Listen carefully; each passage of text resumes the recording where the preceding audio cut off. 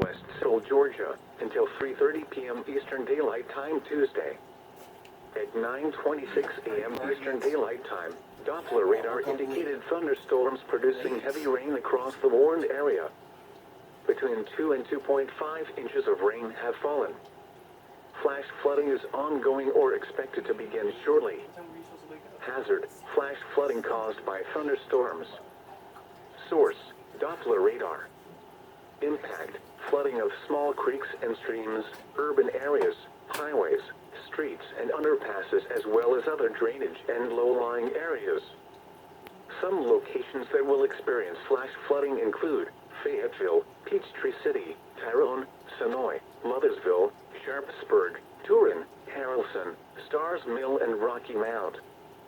Turn around, don't drown when encountering flooded roads. Most flood deaths occur in vehicles.